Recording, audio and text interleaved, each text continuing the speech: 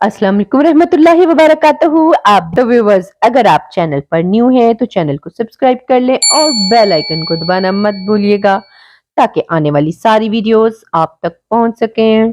जी तो व्यूवर्स, आज की इस वीडियो में हम जानेंगे दुनिया की पहली हाईजैकर खातून के मुतालिक। उसका नाम था लैला खालिद। इस खातून का तल्लुक फलस्तीन से था। व्यूवर्स, ये 29 अगस्त सन 1969 की बात है। सफेद लिबास में मलबूस और सनग्लासेस पहने एक 25 साल खातून इटली के एयरपोर्ट पर परवाज नंबर TWA 840 की मुंतजिर थी। वो अंदर से बहुत घबराई हुई थी। बॉलीवुड अदाकारा आरडी हिप की तरह नजर आने वाली ये नौजवान खातून एयरपोर्ट सिक्योरिटी की आंखों में धूल झोंक कर एक पिस्तौल और 2 दस्ती बम अपने साथ लाने में कामयाब हो गई थी। वो ये जाहिर करने की कोशिश कर रही थी कि वो एयरपोर्ट की इंतजारगाह यानी वेटिंग लाउंज में बैठे हुए एक दूसरे शख्स सलीम ईसावी को नहीं पहचानती हैं। सलीम ईसावी दर हकीकत फलस्तीन की आजादी के पॉपुलर फ्रंट के कमांडो यूनिट का एक अहम रुकन थे, जबकि इस नौजवान खातून का नाम लैला खालिद था। लैला खालिद बैरूत से प्रवास करके रोम तक तन्हा पहुंची थी। लैला और इनके साथी ईसावी ने दानिस्ता रोड पर फर्स्ट क्लास की नशिस्तें बुक करवाई थीं ताकि इन्हें तैयारे के कॉकपिट तक पहुंचने में आसानी हो। लैला खालिद सन 1973 में शाया होने वाली अपनी सोने उम्री माई पीपल शैल लिव में लिखती हैं कि चूंकि मैं और ईसावी अलग अलग बैठे थे, इसलिए वेटिंग लाउंज में मौजूद शिकागो में रहने वाला एक यूनानी अमेरिकी मुसाफिर मुझ में ज्यादा ही दिलचस्पी दिखा रहा था। इसने मुझे बताया कि वो 15 साल अमेरिका में रहने के बाद अपनी वालिदा से मिलने के लिए अपने घर यूनान जा रहा था। एक बार तो मेरे दिल में ये ख्याल आया कि मैं इससे कहूं कि वो ये त्यारा छोड़कर किसी दूसरे त्यारे से सफर कर ले, लेकिन फिर मैंने खुद को रोक लिया। लैला खालिद और ईसावी कॉकपिट तक कैसे पहुंचे? तैयारे के अंदर लैला खालिद और सलीम ईसावी की सीट्स पास पास थीं। एयर होस्टेस ने लैला को कॉफी और ईसावी को बियर पेश की। एयर होस्टेस के बहुत इसरार के बावजूद लैला खालिद ने कुछ नहीं खाया। लैला ने एयर होस्टेस को बताया कि इन्हें ठंड महसूस हो रही है और उनके पेट में दर्द है, लिहाजा इन्हें एक इजाफी कंबल दे दिया जाए। जैसे ही कंबल मिल गया, लैला ने अपना हैंड ग्रेनेड और पिस्तौल कंबल के नीचे रख दिए ताकि बवक्त जरूरत इन तक आसानी से पहुंचा जा सके। शूट द वुमेन फर्स्ट की मुसन्निफा एलन मैकडोनाल्ड को दिए गए एक इंटरव्यू में लैला खालिद ने बताया था, जैसे ही तैयारे के अमले ने मुसाफिरों को खाना पेश करना शुरू किया, सलीम उछलकर कॉकपिट तक पहुंच गए। उनके पीछे मैं भी अपनी गोद में रखे हैंड ग्रेनेड को लेकर दौड़ी। इसी दौरान एयर होस्टेस के हाथ से ट्रे नीचे गिर गई और वो जोर से चीखी और मेरी कमर में फंसी पिस्तौल मेरे पतलून के अंदर से फिसलकर तैयारे के फर्श पर जा गिरी। मैंने और ईसावी ने चीख कर कहा कि फर्स्ट क्लास में मौजूद तमाम मुसाफिर और अमले के अरकान तैयारे की अकबी साइड पर मौजूद इकोनॉमी क्लास में चले जाएं। लैला ने तैयारे को इसराइल ले जाने का हुक्म दिया। इस हाईजैकिंग में लैला खालिद को पायलट और फिजाई ट्रैफिक कंट्रोल रूम से बात करने का किरदार दिया गया था। इब्तिदा में लैला ने पायलट से तैयारे को इसराइल के लोड एयरपोर्ट ले जाने के लिए कहा, जैसे अब डेविड बिन गोरियन एयरपोर्ट कहते हैं। जैसे ही त्यारा इसराइल खत्ते में दाखिल हुआ, इसके साथ साथ इसराइली फौज के 3 मिराज त्यारे प्रवास करने लगे। जंगी त्यारों को देखकर मुसाफिरों में खौफ हरास फैल गया। उनका ख्याल था कि इसराइली फजाइया उनके तैयारे को मार गिराएगी। लैला खालिद ने एयर ट्रैफिक कंट्रोल से राब्ता किया और कहा कि अब आप हमें फ्लाइट TWA 840 की बजाय PFL यानी फ्री अरब पैलेस्टाइन के नाम से पुकारेंगे। त्यारे के पायलट ने पहले लैला की हिदायत मानने से इनकार किया, लेकिन जब लैला ने इसे अपना दस्ती बम दिखाया तो उन्होंने हिदायत पर अमल करना शुरू कर दिया। तैयारे को दमिश्क की सिमत मोड़ा गया। लूड एयरपोर्ट की तरफ जाने का हुक्म सिर्फ इसराइलियों को चकमा देने के लिए था। जहाज को लूड एयरपोर्ट के ऊपर से गुजारा। नीचे सैकड़ों इसराइली फौजी और टैंक हाईजैकरों से निमटने के लिए तैयार खड़े थे। तब लैला खालिद ने पायलट को त्यारा दमिश्क ले जाने का हुक्म दिया। راستے میں انہوں نے پائلٹ سے کہا کہ وہ اسے ان کی لیلا کی جائے پیدائش حیفا سے اوپر لے کر جائیں۔ بعد میں لیلا خالد نے اپنے سوانح عمری میں لکھا، جب میں نے فلسطین کو اوپر سے دیکھا تو ایک منٹ کے لیے میں یہ بھول گئی کہ میں کس مہم کا حصہ ہوں۔ میرے دل میں ایک ہوک اٹھی کہ میں اپنی دادی، اپنی پھوپھیوں اور وہاں موجود ہر فرد کو پکار کر کہوں کہ ہم واپس آ رہے ہیں۔ بعد میں پائلٹ نے بھی کہا کہ جب ہم حیفا کے اوپر اڑ رہے تھے تو اس نے میرے چہرے کے رونگٹے کھڑے ہوتے دیکھا تھا۔ طیارے کو دھماکہ خیز مواد سے اڑا دیا گیا۔ دمشق ایئرپورٹ پر لینڈنگ کے بعد سلیم عیساوی نے طیارے کے کاکپٹ میں دھماکہ خیز مواد ڈال دیا اور اسے اڑا دیا۔ ان کے بقول فلسطینی عوام کی جانب دنیا کی توجہ راغب کرنے کا یہ سب سے مؤثر طریقہ تھا۔ لیلا خالد کو اکثر تاریخ کی پہلی خاتون ہائی جیکر کہا جاتا ہے۔ ایلین میک ڈونلڈ اپنی کتاب shoot of the women first میں لکھتی ہیں کہ پی ایف ایل پی کی قیادت اس ہائی جیکنگ کی تشہیر سے بہت خوش تھی۔ انہوں نے مشرق وسطیٰ کے ممالک کے دورے پر اپنی سٹار کامریڈ لیلا خالد کو بھیجا۔ وہ جانتے تھے کہ اسرائیلی لیلا خالد کو اغوا کرنے اور اسے مارنے کے لیے کچھ بھی کر سکتے ہیں، لیکن اس کے باوجود انہیں عرب ممالک کے دورے پر بھیجا گیا، لیکن ان کے آس پاس محافظوں کا ایک حفاظتی پہرا تھا۔ لیلا خالد عرب دنیا کی ہیروئن بن چکی تھی۔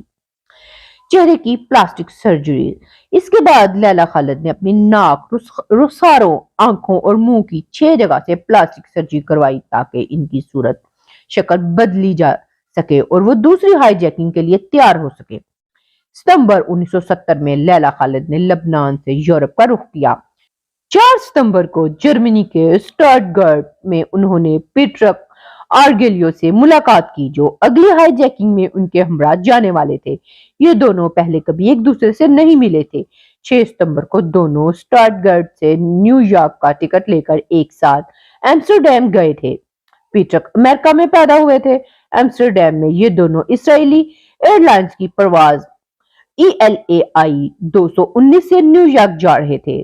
سارا اورونگ اپنی کتاب لیلا خالد آئیکن آف پیلسٹین لبریشن میں لکھتی ہیں کہ جب یہ دونوں طیارے میں سوار ہوئے تو انہیں معلوم نہیں تھا کہ ان کے 2 ساتھی جنہیں اس ہائی جیکنگ میں ان کی مدد کرنی تھی، انہیں اسرائیلی ایئر لائن کے عملے نے نشستیں دینے سے انکار کر دیا تھا۔ ہائی جیکنگ کی منصوبہ بندی کرتے ہوئے یہ فیصلہ کیا گیا تھا کہ اس پرواز کے اغوا میں 2 سے زیادہ افراد کی ضرورت ہوگی، کیونکہ اس طیارے میں مسلح سیکورٹی گارڈ موجود ہوتے ہیں اور طیارے میں سوار ہونے والوں کی 3 بار تلاشی لی جاتی ہے۔ پائلٹ نے کاکپٹ کا دروازہ بند کیا۔ اس بار لیلا خالد اور اس کے ساتھی اکانومی کلاس میں بیٹھے تھے۔ لیلا خالد نے BBC سے بات کرتے ہوئے کہا کہ آرگیلو کو پتا تھا کہ اسے کیا کرنا ہے اور میں جانتی تھی کہ مجھے کیا کرنا ہے۔ ہمارے پاس اتنے ہتھیار تھے، میرے پاس 2 دستی بم تھے، پیٹرک کے پاس بھی ایک ہینڈ گرنیڈ تھا۔ میں نے بہت چھوٹی سکرٹ پہن رکھی تھی، میں نے سکرٹ کے اندر سارے نقشے چھپا رکھے تھے۔ لیلا خالد کاکپٹ کی طرف بھاگی تو پائلٹ نے پہلے ہی اس کا دروازہ اندر سے بند کر رکھا تھا۔ ڈیوڈ را نے اپنی کتاب ٹیرر ان بلیک ستمبر میں لکھا کہ لیلا خالد نے اپنی خصوصی طور پر تیار کردہ برا سے دونوں ہینڈ گرنیڈ نکالے ہی تھے کہ طیارے میں سوار گارڈ نے فائرنگ شروع کر دی۔ پیٹرک نے جوابی فائرنگ کی۔ اس دوران پیٹرک کو گولی بھی لگی، لیکن لیلا پر 2 گارڈز اور مسافروں نے حملہ کیا۔ لوگوں نے انہیں مارنا شروع کر دیا، جس سے ان کی بہت سی پسلیاں ٹوٹ گئیں۔ مارشل نے فائرنگ شروع کر دی۔ اسی دوران ہوشیار پائلٹ نے اچانک طیارے کو نیچے کی جانب موڑ دیا، جس کی وجہ سے لیلا خالد اپنا توازن کھو بیٹھی اور نیچے گر پڑی۔ مسافروں پر اس کا کوئی اثر نہیں ہوا کیونکہ ان کی سیٹ بیلٹ بندھی ہوئی تھی۔ طیارہ نمایاں طور پر نیچے آ گیا، جس سے یہ امکان بھی ختم ہو گیا کہ اگر دستی بم پڑتا تو بھی کیبن میں ڈپریشن نہیں ہوگا اور کم سے کم نقصان ہوگا۔ BBC سے گفتگو کرتے ہوئے لیلا خالد نے بتایا تھا کہ آدھے گھنٹے بعد ہم کھڑے ہو گئے اور میں نے اپنے دانتوں سے ہینڈ گرنیڈ کی پن نکالنے کی کوشش کی۔ جو ہی ہم کھڑے ہوئے اور چیخے، سیکورٹی اہلکاروں نے فائرنگ شروع کر دی۔ میں نے دیکھا کہ کوئی ہمیں کاکپٹ کی میجک آئی سے دیکھ رہا ہے۔ میں نے ان کو متنبہ کیا کہ میں 3 تک گنوں گی، اگر تب تک کاکپٹ کا دروازہ نہیں کھلا تو میں جہاز اڑا دوں گی، لیکن میں طیارہ اڑانا نہیں چاہتی تھی۔ اس نے دروازہ نہیں کھولا۔ کچھ لمحوں کے بعد کسی نے میرے سر پر پیچھے سے وار کیا اور میں بے ہوش ہو گئی۔ لندن میں ہنگامی لینڈنگ۔ لیلا خالد نے اپنی سوانح عمری میں لکھا ہے کہ میں نے دیکھا کہ خون سے لت پت ارگلیو کی کمر پر ایک گارڈ نے کھڑے ہو کر 4 گولیاں داغیں۔ زخمی مارشل شلومو وائلڈ کی حالت پر تشویش کی وجہ سے ELAI کے پائلٹ نے لندن میں ہنگامی لینڈنگ کی۔ کچھ ہی لمحوں میں ایک اور طیارہ لندن کے ہیتھرو ہوائی اڈے سے روانہ ہونے والا تھا۔ ڈیوڈ رب اپنی کتاب میں لکھتا ہے کہ ارگلیو پر گولی چلانے والے مارشل لیوا کو طیارے کے بیچ سے اتار کر ایک دوسرے طیارے میں سوار کر دیا گیا تاکہ اسے برطانوی دائرہ اختیار سے نکال لیا جائے اور اسے ارگلیو کی موت کا ذمہ دار نہ ٹھہرایا جائے۔ لیلا خالد کو کچھ مسافروں کی ٹائی کی مدد سے باندھ کر فرش پر لٹا دیا گیا۔ لیلا خالد کی خوش قسمتی تھی کہ اسرائیلی سیکورٹی فورسز نے اسے گرفتار نہیں کیا بلکہ برطانوی پولیس نے اسے گرفتار کیا۔ جیسے ہی طیارہ لینڈ ہوا، پیٹر ارگلیو کی لاش کو ایمبولینس میں منتقل کیا گیا۔ لیلا خالد اپنی سوانح عمری میں مائی پیپل شیل لیو میں لکھتی ہیں کہ میں نے سیکورٹی اہلکاروں سے درخواست کی کہ وہ میرے ہاتھ کھول دیں۔ میں نے پیٹر کے جسم کے پاس کھڑی ہو کر اس کا ہاتھ تھام لیا، میں نے اس کے زخموں کا جائزہ لیا اور دوستی کے جذبے سے مغلوب ہو کر ہونٹوں کو چوما اور پھر میں رو پڑی۔ یہ میرے لیے بہت افسوسناک لمحہ تھا کیونکہ میں یہ سوچ رہی تھی کہ اس کی بجائے مجھے مر جانا چاہیے تھا کیونکہ یہ ہماری لڑائی تھی، وہ تو ہماری مدد کرنے آیا تھا۔ جیل میں اچھا سلوک۔ لیلا خالد کو لندن کے ایلنگ پولیس اسٹیشن لے جایا گیا جہاں اگلے کچھ دنوں تک چیف سپرنٹینڈنٹ نے ڈیوڈ پریوگ نے اس سے پوچھ گچھ کی۔ لیلا کے ساتھ جیل میں اچھا سلوک ہوا۔